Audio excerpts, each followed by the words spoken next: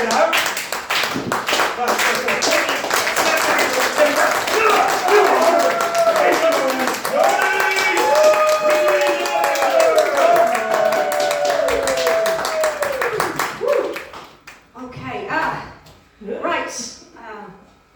know each other yet, so just to give you a very quick idea of the kind of person you're dealing with here, I recently put both of my hands in the bin in a public bathroom because I thought it was a Dyson Airblade. So that's me. Although, look at you, gorgeous, all of you. Every single one of you between a 10 and a 6. But this is coming from a solid 5, so I'm punching above my weight. Hello. Now you might know me from, well you won't know me, but that's all right, isn't it? That's fine. You will get to know me as we go along with this set, won't you? You'll get to know me, I'll get to know you, we will build up a relationship. We're going to become friends, best friends, brothers. Right. We're going to fall in love. I'm going to start spending more and more nights around your place. I can leave my toothbrush there. Eventually we'll all decide it's just easier if I move in. We'll get married in a small but lavish civil ceremony. Nish Kumar will officiate. We do all know each other, all us comics. Michael McIntyre is my chiropractor. And I'm actually Jimmy Carr. In a wig. In a wig? Yeah. No, it's a wig. It's a wig on its normal days, that's a wig. This is my natural hair. Lost my place now. Eventually, inevitably, the spark will start to go out of the relationship. I'll start to suspect you'd be laughing at other comedians. We'll divorce, but amicably, and then we'll just meet up once a year at Christmas for the sake of the kids, all right? All right. There we go. Good to have a plan, isn't it? What else can I say about myself? I think I'm quite a modern person, as you might have guessed from that little speech. I'd like to think I'm a bit of an advocate for more atypical, more progressive family setups. For instance, my life partner isn't strictly a husband. If anything, he's more what you'd call a cat. He's a cat. His name's Bernard. I think we have a very healthy relationship, except that he did recently lick my boob, and we haven't really spoken about it since. So I'm not quite sure what that means for us.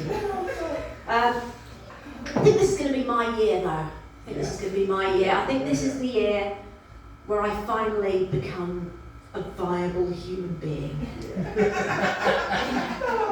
It's been a bit of an uphill struggle, though. It has been an uphill struggle, I'm not going to lie. Most struggles are uphill, really, aren't they, when you think about them? Hardly ever hear of struggles in other directions. Sisyphus facing a boulder down a hill, like, shit, catch it! It has been an uphill struggle. There are lots of impediments to me becoming a functioning human being. For a start, like every self-respecting stand-up comedian, I have ADHD. Yes. I knew that you had ADHD too, mate. Everybody within a 20-mile radius. I am Molly Riddle. Sorry, I just have to... Oh, bless. Yeah, I have ADHD, and I discovered that I had ADHD quite late in life, so I talk about it a lot. Yeah, more than I ought to. I think I'm becoming a bit boring about it. I think I'm starting to become a bit evangelical. Don't know what I'm hoping to achieve. Don't know what the neurodivergent agenda is. You'd have to ask the autistic people about that. They're in charge of the agenda. I jump in when everything's already on fire. So yeah, I have ADHD. Attention deficit hyperactivity disorder, if you're wondering. A gross misnomer, if you ask me. I don't have a deficit of attention. I have a whole ton of attention. It's just that holding on to that attention and directing it where I mean to direct it is a bit like trying to hold on to quite a large armful of weasels. or a normal size armful of quite large weasels. So yeah, I have ADHD, I have poor short-term memory, poor impulse control, I'm clinically depressed, I have poor short-term memory, and thanks, and I'm an introvert. And to top it all off, I've chosen as my profession something that necessitates the most unnatural interactions possible. This is not normal. This is weird. Me up here, you down there. Do I have the power because I'm holding the microphone? Do you have the power because there are more of you than there are of me, Benny? It's weird, isn't it? It is weird. I'm going to make it so weird. And in the spirit of that, I've been thinking a lot lately about my internal organs. Yeah, there's no natural way to introduce that into a conversation, is there? Always feels a bit forced. And I find that we're all, I would say, weirdly coy, weirdly kind of prudish about our organs. Like, as soon as our insides are mentioned, we become a kind of fainting aunt from a Jane Austen novel. Mr. Darcy, please, your kidneys, they're on full display. Save something for your wife. That was from Pride and Pancreas. I'm not a one-liner comedian, all right? I'm trying. Sometimes that gets a laugh. Yeah, we're weirdly prudish about our insides, but they're there, aren't they? Inside us, I think. I don't check very often. I would say I look at my own insides the normal amount, which I've googled that, and that's not at all. I don't look at my own insides at all. But I do believe that they're there, and I don't like that I'm aware that they're there. Like, I think if you want to be constantly mildly traumatised, and you're watching me, so I assume that's what you're into, I would recommend becoming aware of your internal organs. And the fact that, best case scenario, they are sitting there inside you, day after day, doing things without your complete understanding or your permission. And there have been loads of them too, like if I had to estimate, I would say at least 5 or 6 different bits. Not a qualified doctor, I could have been, I chose not to be. Medicine's loss was comedy's gain. I'm going somewhere with, hello? Well, fine. I am going somewhere with this, by the way. I just wanted to make sure we were all on the same page vis-a-vis guts. And in the spirit of that, hello. I said I was going to pick on you, didn't I? Hi. It's nice, isn't it? What was your name again? Andrew. What I was expecting, really. Andrew, tell me, Andrew, do you think it's reasonable for me to assume that you have internal organs? No, this is unprecedented. This man is hollow. Turn him upside down, he sounds like a roast stick. Either that or he's just got a series of progressively smaller and smaller men inside him. Like I say, we'll never know. We'll never know. I don't think it's particularly controversial for me to assume that most of us have internal organs. More contentiously though, I think that some of my major organs have a good cop, bad cop situation going on. I will explain.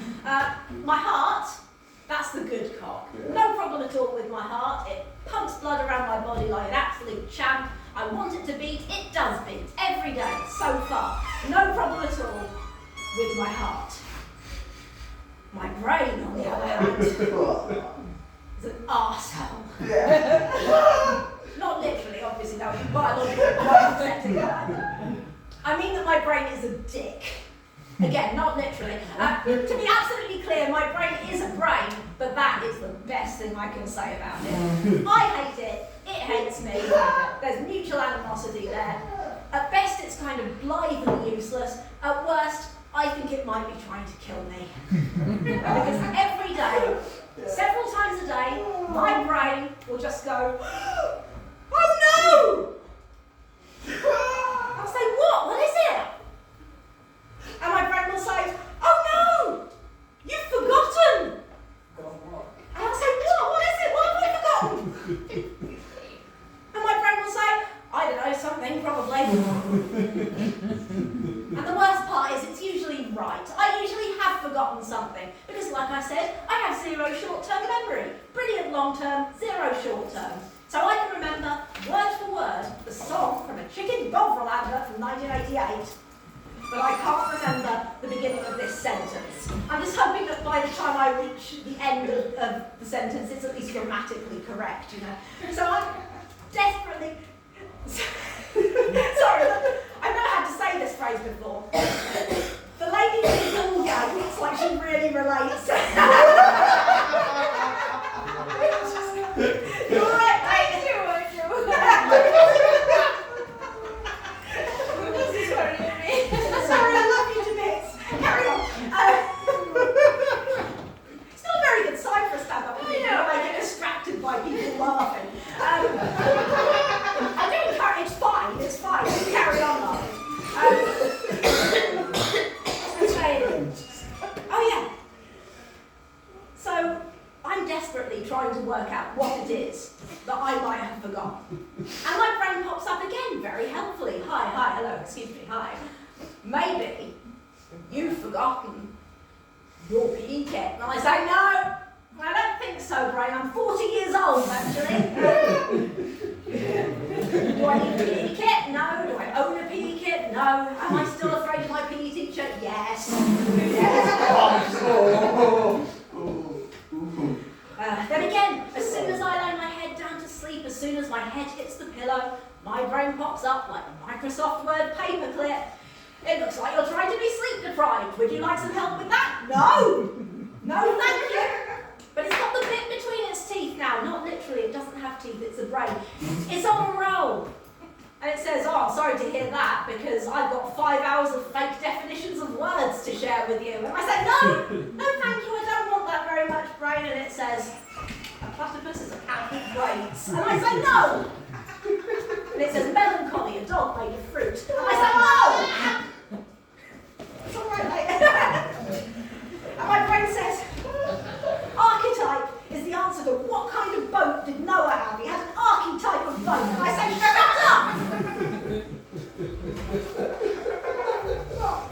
And my brain says, I see how it is. You want me to change the channel. And I say, oh God, no, please don't change the channel. But my brain says, no, you've twisted my arm, not literally, it's the brain. You persuaded me. I'm going to change the channel. And then it's a 50-50 chance of it being either a night of crippling self-loathing, so my brain reminded me of all the ways in which I might have let down myself, my child, my friends, my parents, my lovers, not in bed, just FYI. My PE teacher again, weirdly. Sometimes my country.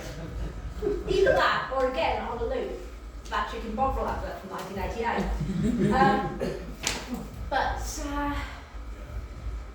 Yeah, so, you see, now I've lost my place. This is what happens in a work in progress, by the way. You're seeing the process here.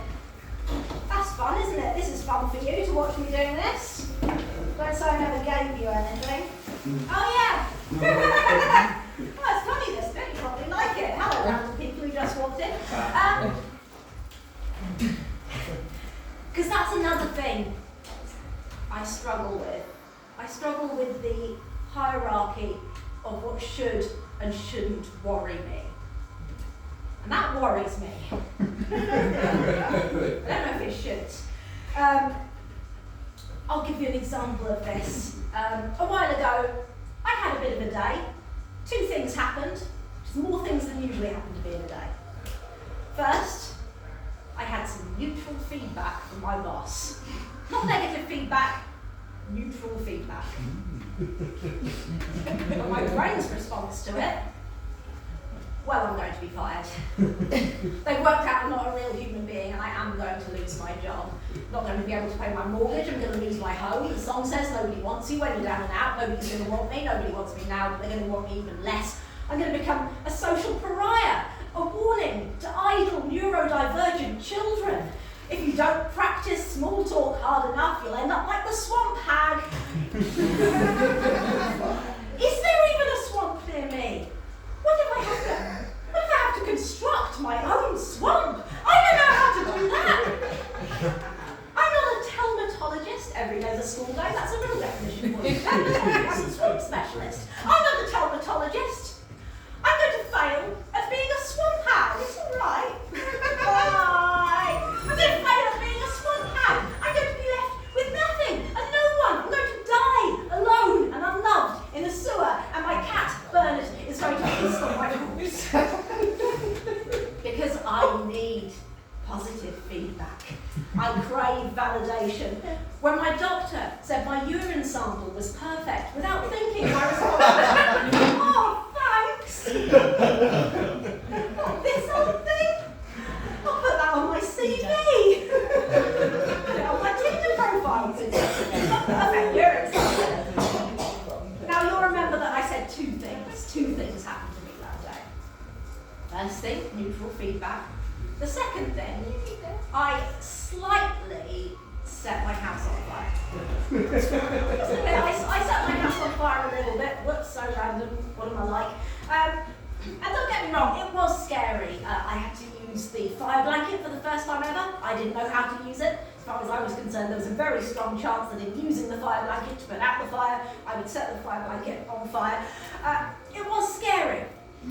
But once I had a chance to calm down, once I'd sorted it all out, my brain's response to setting my own house on fire was, oh, I tell you what, that was a nice change of pace.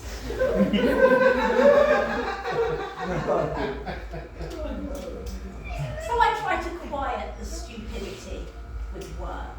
Not comedy work, real work, busy work.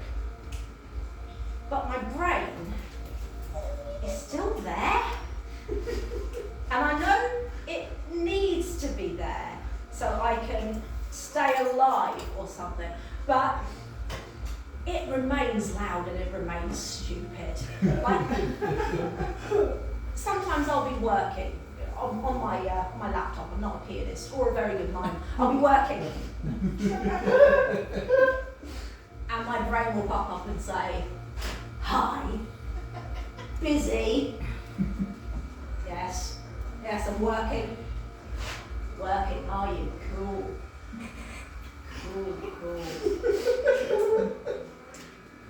Hey, you know how you're interested in languages? Yes!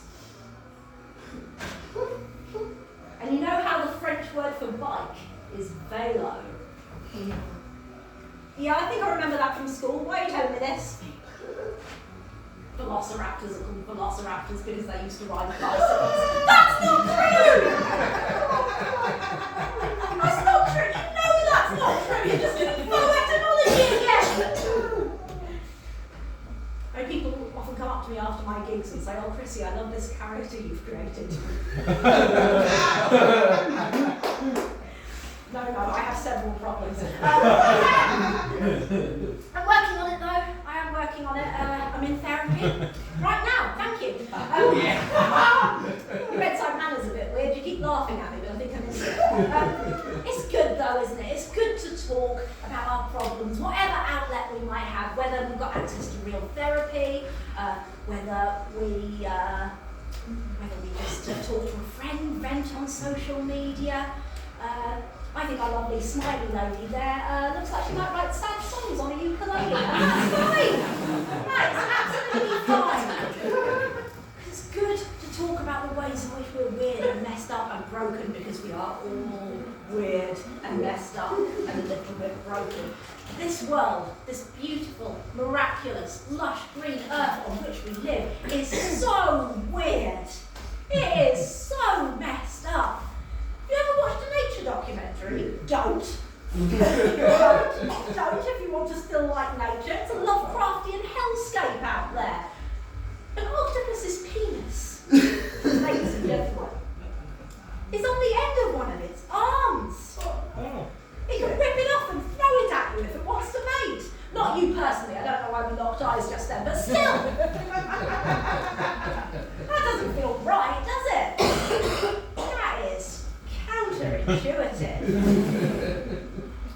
If you're not at least a little bit put out by that, I put it to you that your Pornhub search history is troubling and specific. Oh no. You can call it vintage anime as much as you want. Now, I don't know how we're supposed to live in a world that's so wet and squishy. Like, how are we supposed to go on when octopuses are out there just flinging their penises at people? Probably not people, actually, probably other octopuses. I don't know, I'm not a cephalopodologist. Cephalopodologist, octopus scientist. Scientist that studies octopuses, not a scientist that is an octopus. Unless that octopus scientist is in turn studying other octopuses. Either way, I'm not one, but I am some kind of person. How do I go on when I am so full of gross, squishy, visceral guts? Why can't I just be a kind of amusing mist? How do I go on in this world? And the answer, of course, is I do this. I do stand-up comedy. You see, I've forgotten what I'm doing again. It's going really well, isn't it, this? This is fine.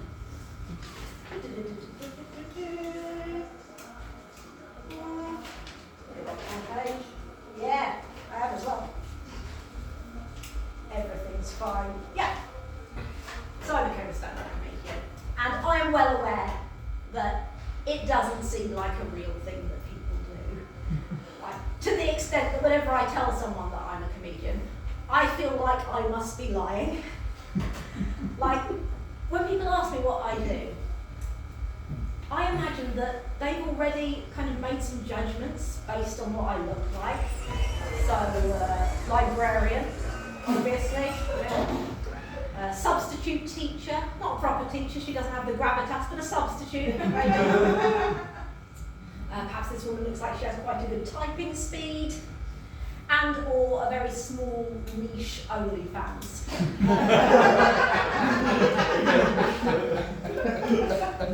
Jokes on them, I'm terrible at admin. And then I have the audacity to claim that actually I get up on stage and tell my little jokes.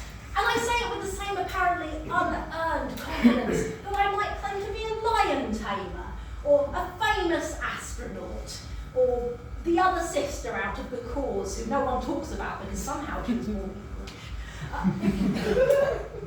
But no, I do this. Worse. Sometimes I will tell a man that I do stand-up comedy. Don't do that. I'll tell a man that I do stand-up comedy, and not in so many words, but essentially his response will be, a comedian? But you're a woman! Okay, 1, sexist, 2, gender essentialist, 3, he says it like I might not have noticed. Like I'm just going to go, whoa, you're right, actually. I dodged a bullet there. I thought I was just throwing my backpack the wrong way around. I tell you what, I'm going to stop doing comedy immediately. I'm going to go and do something more feminine. I'm going to go and make you a sandwich in my underwear. I'll go in my underwear to make him a sandwich. I don't mean I'll make a sandwich in one. That would be a health and safety nightmare, wouldn't it? Comedy, this is what I do now, and it changes you. It changes you doing stand-up comedy. I went from never having met a comedian in real life to everyone I know either is a comedian or will be soon. If any of you in the audience aren't stand-up comedians yet, don't resist, just let it happen. The biggest change I've discovered though is that your priorities shift. You start doing things because you think you'll get a good anecdote out of it. So you'll take that ill-advised job, you'll go on that ill-advised date, you'll jump out of that plane. Me, I did something quite silly really. I procreated. Yeah, I thought, children, there's a rich seam of comedy there.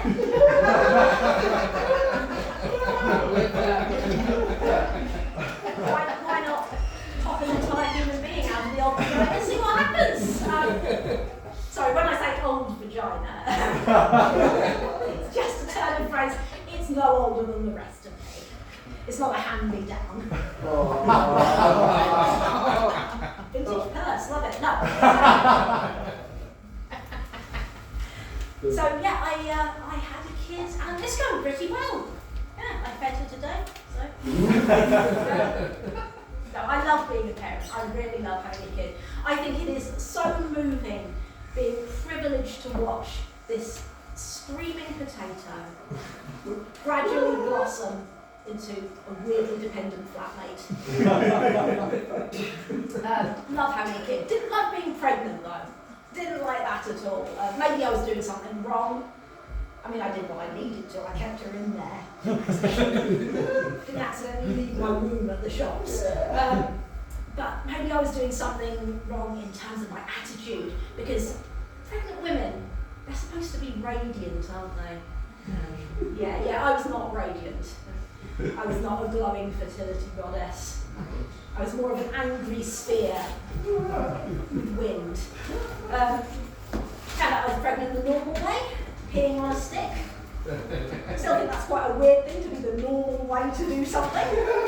Most circumstances in life, I've found peeing on things optional, if not frowned upon. School run, no peeing on things there. Jury duty, again, no. Not even to establish dominance over the other jurors. Funeral, depends on who died, it does depend. Families have their traditions, don't they? I'm not here to kink shame the dead. Thanks, that's the first time that's ever got a laugh.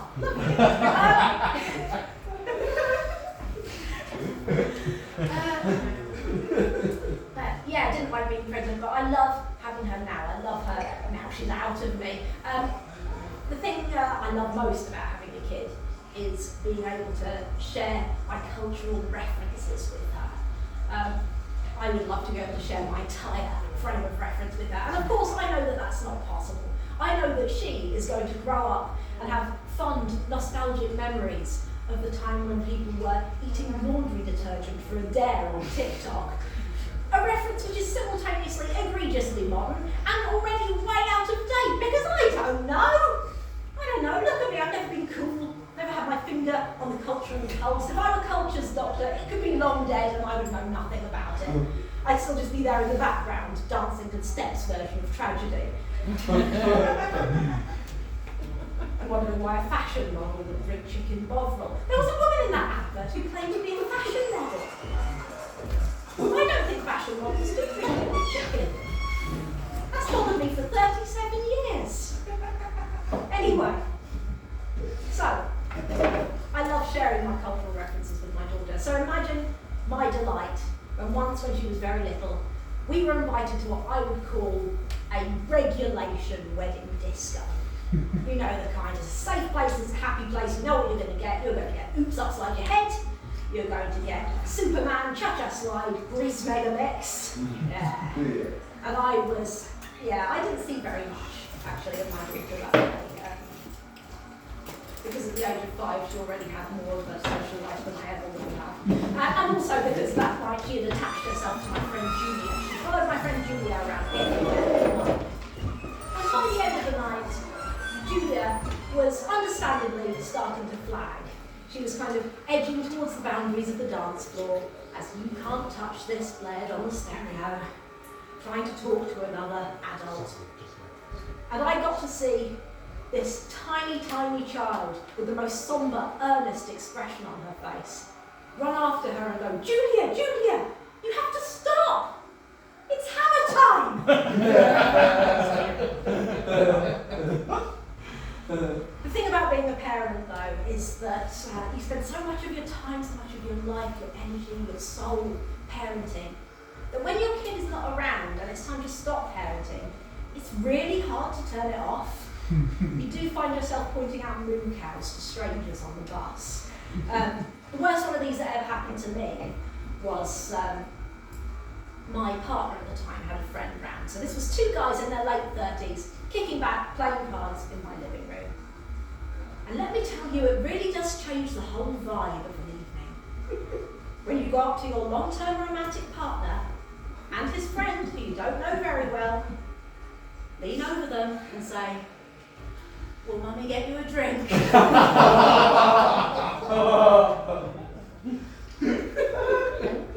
had to have a threesome that night just to save face.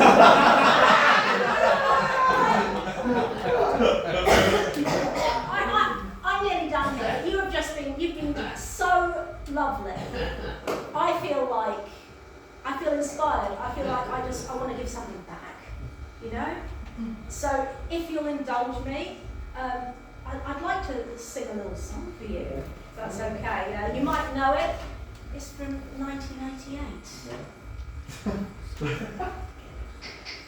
I'm a fashion model. I'm right on top. Always busy, no time to stop. I drink chicken bovril when my body's on the go. 1 cup, 20 calories, that's real low. But it's great to mix, it's the taste for me. Chicken bovril, naturally, whatever the city, you'll hear my voice. Chicken bovril, the natural choice. You've been absolutely brilliant.